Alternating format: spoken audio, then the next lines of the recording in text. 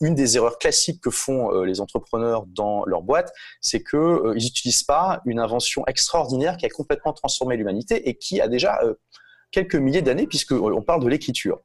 L'écriture, c'est ce qui a permis d'améliorer la transmission du savoir, d'améliorer la réflexion, et aussi ce qui a permis, par exemple, à l'Occident de devenir la puissance économique, scientifique qu'on connaît grâce à l'imprimerie.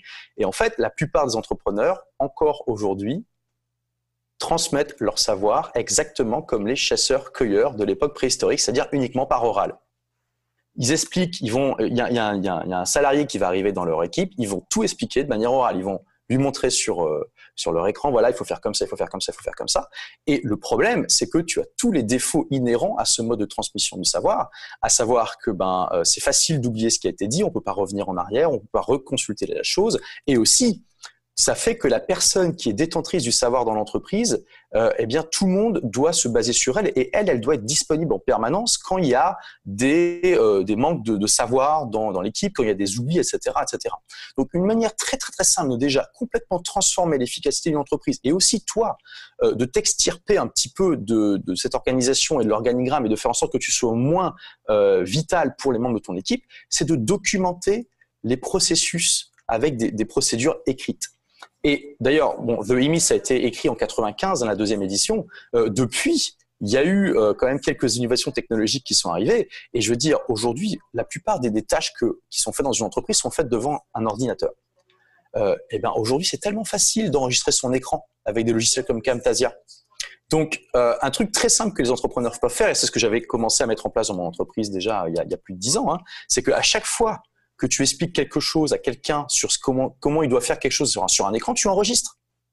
Ça te prend pas plus de temps que si tu devais le faire sans. Tu appuies juste sur le bouton enregistrer et du coup, tu as un enregistrement. La personne peut y revenir quand elle en a besoin.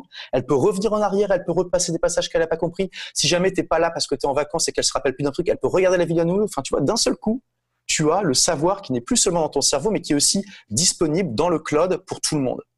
Et rien que ça fait une transformation énorme parce que tous les jours, tu te rends pas compte, mais t'as les gens qui te demandent des trucs, en fait, tu vois.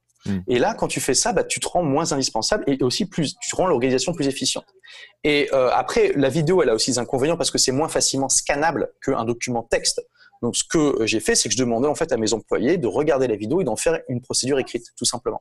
Et on garde les deux dans le même dossier. Comme ça, en fonction de ce que tu veux voir, si tu veux voir par exemple qu'est-ce qu'il faut faire exactement à l'écran, tu regardes la vidéo. Si tu veux scanner rapidement pour trouver l'élément que tu cherches, tu regardes la procédure écrite. Le dossier, il existe d'un point de vue très technique, il existe dans quelle plateforme ? Moi, je le mettais sur Dropbox, tout simplement. Ok. Et qui est responsable de maintenir cette architecture de processus, l'organisation, mettre à jour les procédures qui sont plus à jour, etc.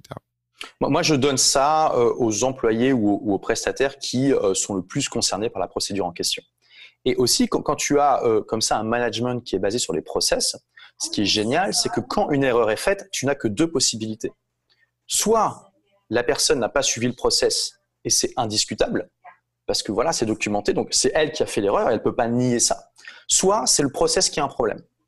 Et dans ce cas-là, c'est génial parce que tu modifies le process et le problème ne se produit plus. Sauf si la personne ne suit pas le process. Donc très très vite, tu arrives à une efficience, si tu veux, dans pas mal de choses qui est absolument géniale et que la plupart des entrepreneurs qui se basent justement sur l'oral peuvent pas avoir parce qu'en plus de l'oral, c'est facile de pas vraiment se rappeler ce que tu as dit il y a une semaine. Tu vois, chacun va avoir son interprétation différente. C'est facile pour un employé de dire mais non, tu m'as dit ça, pas exactement ça, et toi tu ne sais plus vraiment, tu vois.